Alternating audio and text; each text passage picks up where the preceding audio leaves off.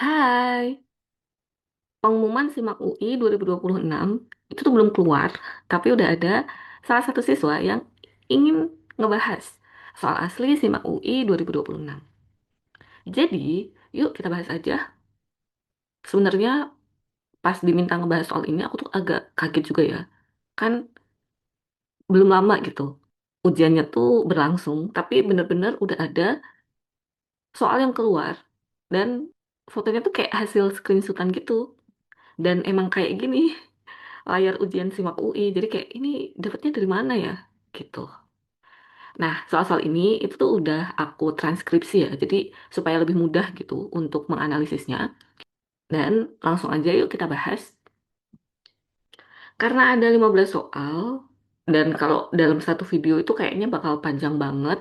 Jadi di sini nanti aku akan bagi jadi dua video. Di video yang pertama ini akan dibahas soal 1 sampai soal 8. Ada dua teks gitu. Terus nanti soal nomor 9 sampai soal nomor 15 itu dibahas di video yang kedua.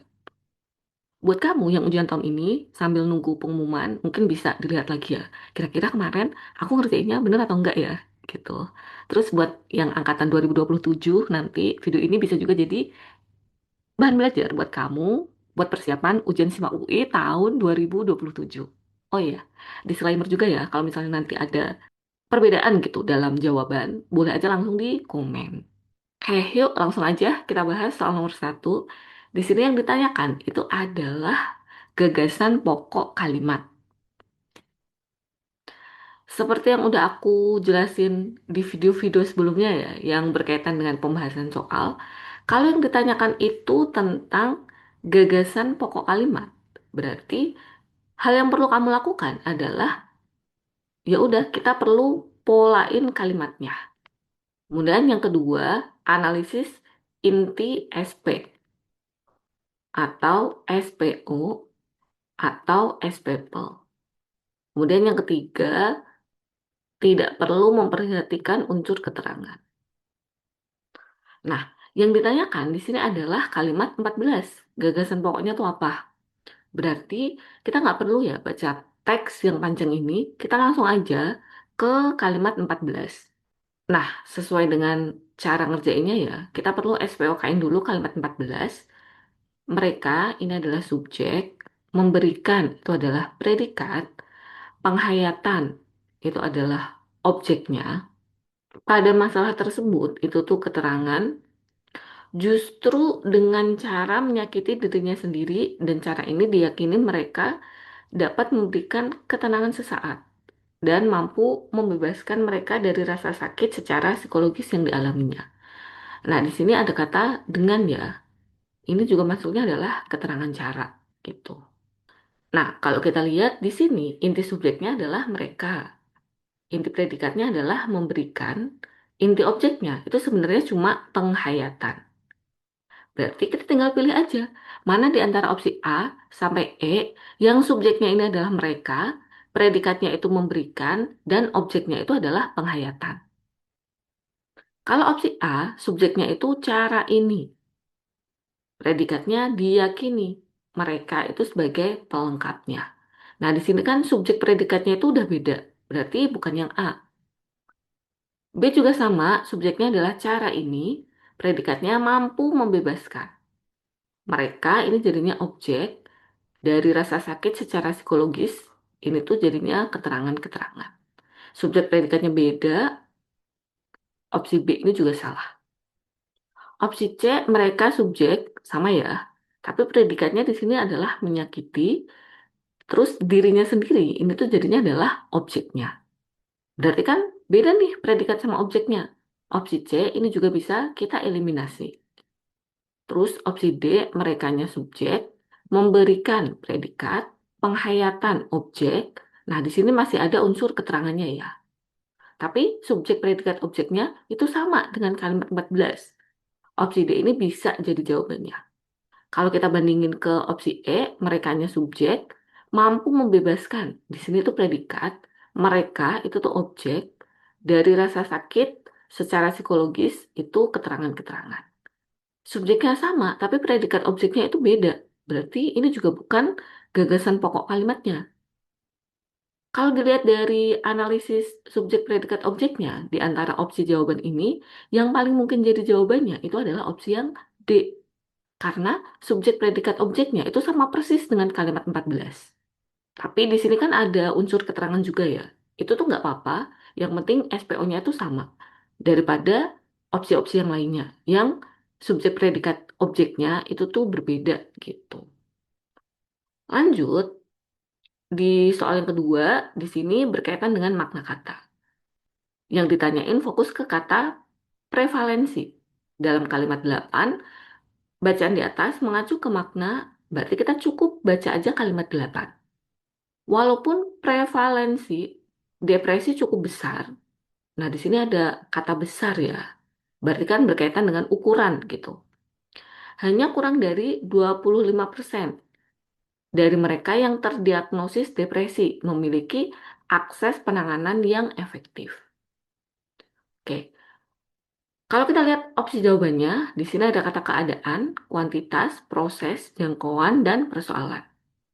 Karena di sini ada kata besar, sebenarnya udah bisa dilihat ya, kata prevalensi ini nggak bisa digantikan dengan kata keadaan. Walaupun keadaan depresi cukup besar, kan nggak bisa ya. Ini tuh lebih ke jumlah. Makanya bukan opsi A, kuantitas. Itu kan bisa ya, kuantitas itu bermakna jumlah gitu. Proses depresi cukup besar, ini salah banget, nggak bisa. Jangkauan depresi, ini juga enggak. Persoalan, ini mungkin ya. Tapi kalau kita cek di KBBI, prevalensi itu yang pertama maknanya adalah kelaziman atau hal yang umum. Terus yang kedua, ini tuh jumlah keseluruhan kasus penyakit. Berarti kalau kita ganti dengan kata persoalan, meskipun nyambung aja, tapi di sini tuh nggak sesuai dengan makna kata prevalensi. Makanya E ini juga bukan jawabannya. Jawaban yang tepat untuk soal ini adalah opsi yang B.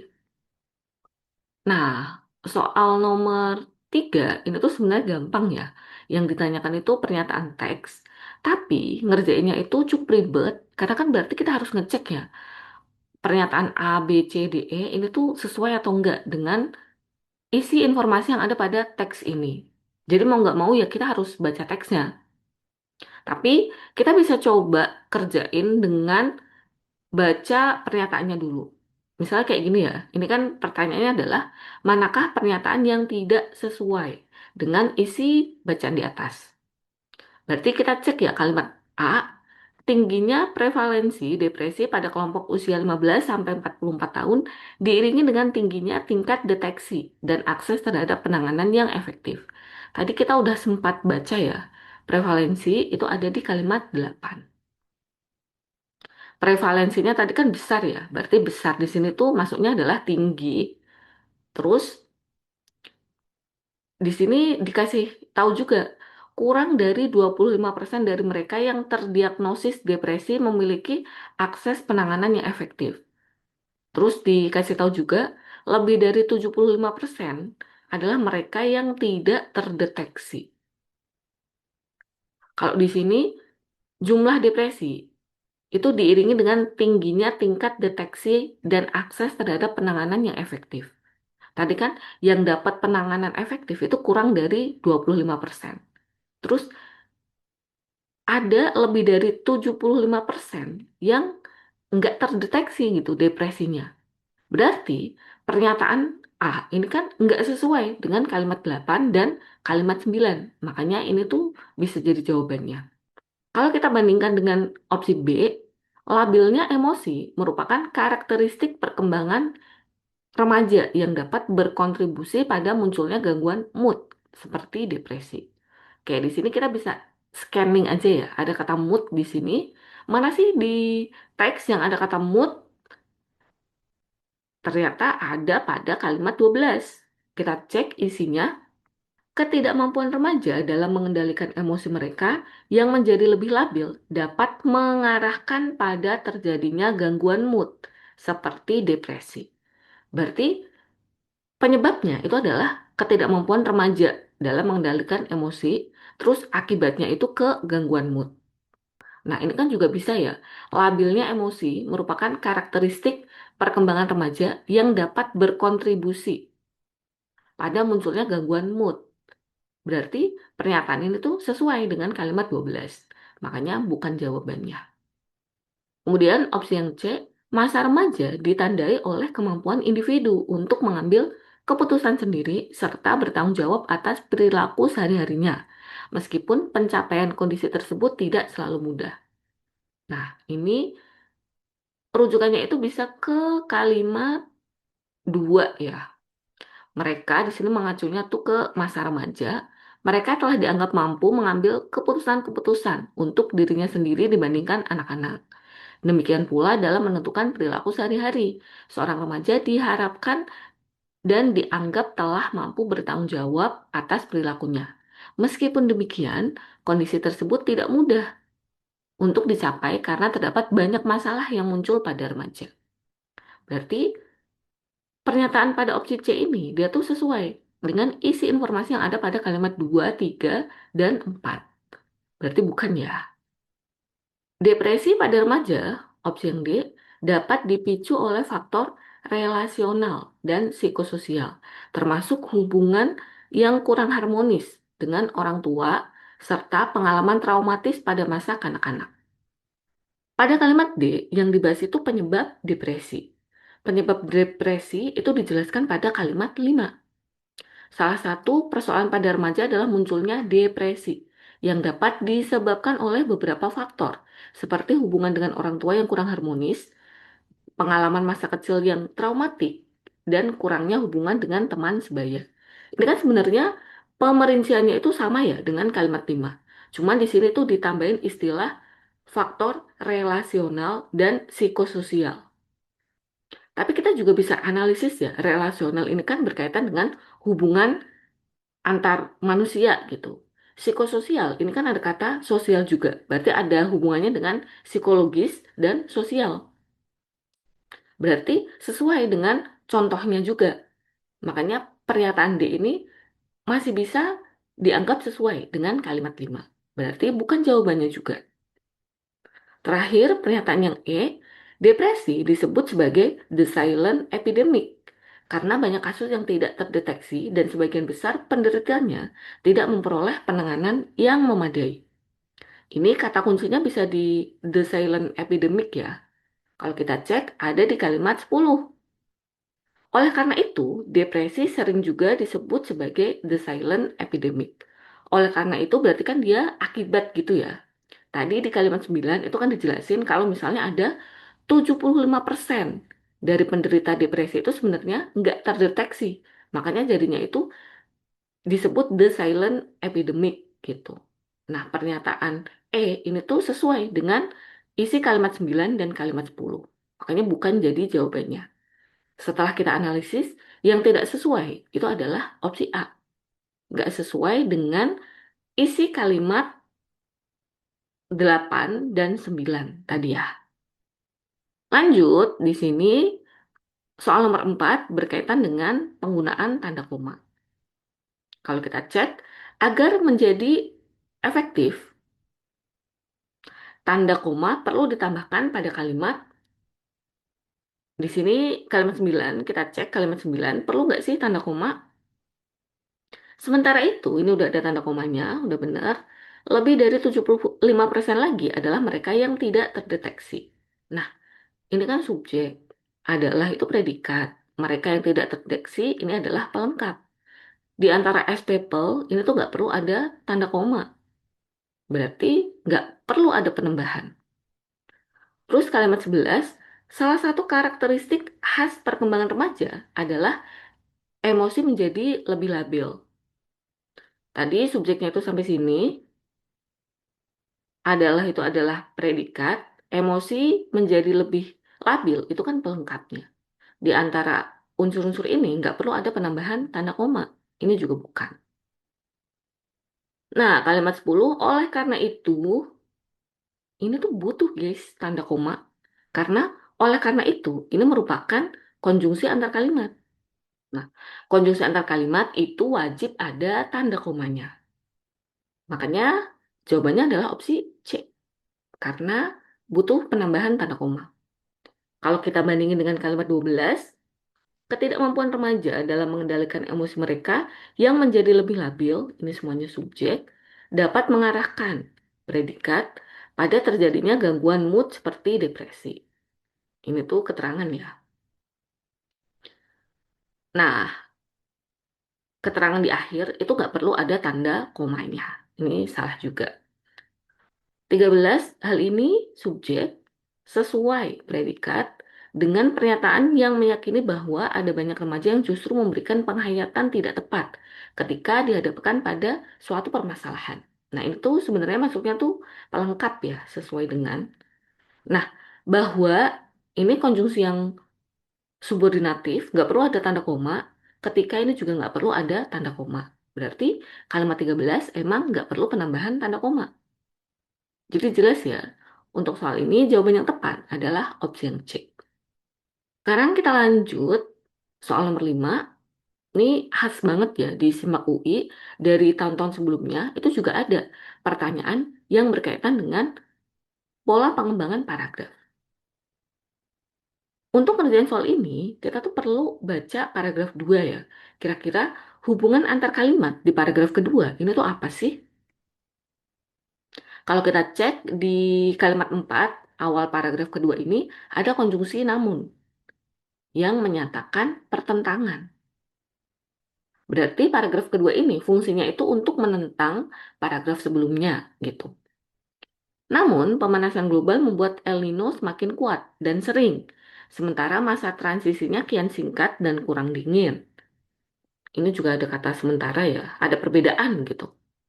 El Nino berikutnya diperkirakan akan terjadi pada 2026, hanya berselang singkat dari kejadian sebelumnya. Sementara itu, nah ini menunjukkan ada perbedaan juga ya. Banyak terumbu karang belum sempat pulih sepenuhnya akibat El Nino yang lalu. Para ilmuwan memperingatkan, fase ini berpotensi memicu keruntuhan terumbu karang secara luas. Masalahnya, titik-titik kritis seperti ini sulit dikenali saat terjadi. Setiap terumbu karang memiliki karakteristik berbeda dan perubahan permanen sering tersamarkan oleh guncangan jangka pendek seperti gelombang panas dan cuaca ekstrim di tengah suhu global yang terus meningkat. Setelah kita cek ya isinya, di sini itu banyak pertentangan-pertentangan atau perbedaan-perbedaan yang diungkapkan dalam paragraf kedua. Makanya teks ini itu lebih menunjukkan pertentangan. Penambahan enggak ya, enggak ada informasi-informasi tambahan. Informasi yang dibahas ini berkaitan dengan hubungan antara pemanasan global dan El Nino, pertentangan-pertentangan yang ada gitu. Sebab akibat ini juga bukan, nggak ada konjungsi yang menyatakan sebab akibat juga. Tujuan ini juga bukan, pemilihan ini juga enggak gitu. Makanya lebih tepatnya itu ke pertentangan. Jawabannya yang E ya. Ada beberapa soal yang berkaitan dengan pola pengembangan paragraf. Kalau nanti kamu masih bingung, boleh coba cek video-video sebelumnya ya. Selanjutnya, di soal nomor 6, yang ditanyakan itu adalah gagasan yang tepat untuk melanjutkan paragraf kedua di atas adalah, berarti soal ini tuh menanyakan kira-kira inti yang dibahas selanjutnya di paragraf kedua itu apa sih? Jadi bukan paragraf selanjutnya ya, tapi masih ke paragraf kedua. Untuk kerjaan soal ini, kita tuh sebenarnya harus paham dulu ya, isi paragraf kedua itu apa. Nah, tadi kita udah baca ya, paragraf kedua itu membahas tentang apa. Berarti tinggal kita lanjutin aja. Kira-kira apa sih pembahasan selanjutnya yang bisa kita letakkan di setelah kalimat 9 ini, gitu. Diletakin di sini. Tadi di kalimat 9, itu ngomonginnya setiap terumbu karang memiliki karakteristik berbeda dan perubahan permanen sering tersamarkan oleh guncangan jangka pendek, seperti gelombang panas dan cuaca ekstrem, di tengah suhu global yang terus meningkat. Jadi, ini kan ada diapit tanda koma ya, guys. Bagian ini itu disebutnya sebagai keterangan apositif. Keterangan tambahan aja. Intinya yang dibahas di sini adalah terumbu karang yang memiliki karakteristik yang berbeda-beda. Makanya, gagasan yang tepat untuk melanjutkan paragraf kedua ya yang berkaitan dengan karakteristik terumbu karang dijelasin gitu karakteristiknya tuh apa. Kalau yang B, ini kan solusi penanganan terumbu karang. Kalau kita cek paragraf kedua, ini kan belum ngomongin solusi ya. Dia tuh masih ngomongin masalah yang terjadi akibat pemanasan global pada terumbu karang gitu. Kalau mau ngomongin solusi harusnya itu di paragraf selanjutnya. Jadi kalau yang B ini tuh lebih ke ide pokok paragraf selanjutnya, bukan gagasan yang bisa melanjutkan paragraf kedua. Yang C ini juga sama ya, penanganan saat terjadi gelombang panas. Kalau ngomongin solusi harusnya masuknya itu ke paragraf selanjutnya, karena paragraf kedua ini tuh belum bahas solusi. Terus kalau yang C ini juga kan yang dibahas itu fokusnya ke terumbu karang juga ya. Kalau ini kan kayak terlalu umum gitu, nggak ngomongin masalahnya tuh apa. Terus kalau yang D, tingkat keparahan gelombang panas. Sebenarnya tadi tuh kan ada juga ya yang ngomongin gelombang panas di kalimat 9. Tapi bagian ini itu tuh masuknya ke keterangan apositif. Berarti nggak perlu dijelasin lagi. Kalau yang E, fase-fase terjadinya gelombang panas. Fase itu tuh ada di kalimat 7 ya. Fase ini tuh berpotensi memicu keruntuhan. Berarti kalau dia dijelasin setelah kalimat 9 itu kayak loncat-loncat nanti pembahasannya. Jadi opsi yang E ini juga kurang tepat. Sesuai dengan kalimat terakhir pada paragraf kedua dan isi dari paragraf keduanya, gagasan yang tepat untuk melanjutkan paragraf kedua ini itu adalah opsi yang A. Gimana sih karakteristik dan titik kritis terumbu karangnya gitu. Selanjutnya, soal nomor 7 yang ditanyakan itu adalah rangkuman. Rangkuman itu tetap harus sesuai ya dengan isi yang dibahas pada teksnya. Cara ngerjainnya itu tuh kita harus tahu dulu ide pokok yang dibahas pada paragraf satu dan paragraf kedua. Simpulannya ini harus mewakili isi paragraf satu dan paragraf keduanya. Tadi kita udah baca paragraf kedua ya.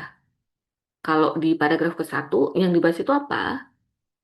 Dalam The Conversation, Samantha Gerard, peneliti senior ekosistem laut di Plymouth Marine Laboratory, menyatakan nasib terumbu karang dunia sangat bergantung pada apa yang terjadi di Samudra Pasifik, khususnya siklus iklim alami El Nino Southern atau ENSO.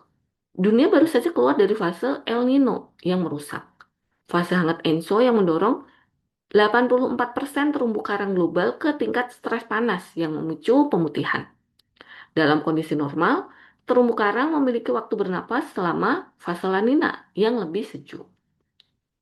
Berarti inti yang dibahas pada paragraf satu itu berkaitan dengan terumbu karang ya, yang bergantung pada El Nino sama La Nina tadi. Kemudian paragraf kedua, tadi kita udah baca dan udah kita analisis juga. Yang dibahas masih tentang terumbu karang. Kemudian hubungannya sama El Nino gitu ya.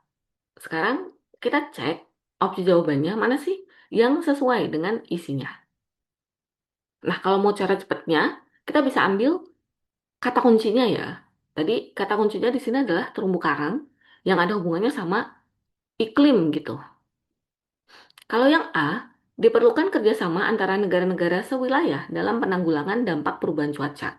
Opsi A ini tuh salah, karena nggak ada kata kuncinya. Tadi yang dibahas terumbu karang kan, paragraf satu sama paragraf kedua. A ini malah lebih umum lagi. Dia cuma ngomonginnya dampak perubahan cuaca. Berarti kurang sesuai gitu. Opsi B, apabila semua pihak dapat memahami dampak perubahan cuaca terhadap terumbu karang, kerusakan akan berkurang. Nah, opsi B ini tuh ada ya kata kuncinya perubahan cuaca, terus ada terumbu karang. Tapi di sini itu tuh ada semua pihak dapat memahami dampak perubahan cuaca terhadap terumbu karang. Tapi bisa. Kita coba simpan dulu opsi B. Sekarang opsi C, pengetahuan akan berbagai karakteristik terumbu karang dapat meminimalisasi dampak perubahan cuaca terhadap terumbu karang. Ini juga bisa ya, ada terumbu karang, terus ada perubahan cuaca. Nah, ketika pengetahuan akan berbagai karakteristik terumbu karang ini dipahami, dampak cuaca terhadap terumbu karang ini tuh bisa diminimalisasi gitu. Itu kalau yang C. Kalau yang D, ini juga ngomonginnya itu jika semua pihak saling bersinergi, dampak cuaca buruk pada terumbu karang akan dapat diminimalisasi. Ini juga sama ya, ada pihak-pihaknya gitu. Padahal di sini tuh masih ngomongin secara umum, makanya kurang gitu.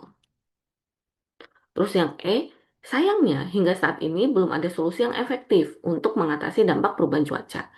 E ini bisa kita eliminasi karena nggak ngomongin terumbu karangnya gitu. Nah tadi ya, antara B sama C ini sebenarnya kayak bisa aja, mungkin aja jadi jawabannya gitu. Tapi menurutku itu lebih ke yang C ya jawabannya. Karena dia tuh umum gitu, nggak fokus ke pihak pihak tertentu. Kalau yang B itu tuh kan kayak ada semua pihak, sedangkan nggak dijelasin pihak siapa aja sih yang ada di teks. Nah, yang C ini lebih umum dan lebih sesuai dengan isi informasi yang ada pada teksnya. Ini kalau misalnya ada perbedaan pendapat, boleh ya, coba di-share gitu. Kalau misalnya kamu jawab yang B atau kamu jawab yang C atau yang lainnya gitu. Nanti coba kita diskusikan lagi. Terakhir di video yang part pertama ini, soal ini menanyakan bentuk pean pada kata pemanasan dalam kalimat 4 bermakna sama dengan bentuk pean pada kalimat. Oke, kita cek pada kalimat 4. Di sini ada pemanasan global. Berarti proses ya maknanya. Proses memanasnya global atau dunia gitu. Berarti imbuhan peannya itu bermakna proses. Kita bisa cek mana sih di antara A, B, C, D, E yang imbuhan peannya itu juga bermakna proses. Yang pertama A ini ada kata pembelian. Pembelian itu bisa juga ya proses membeli rumah gitu. Kemudian yang B itu ada kata pemakaman.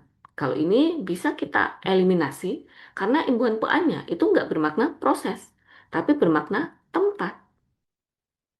Terus kendala pemodalan masih menjadi momok wirausahawan.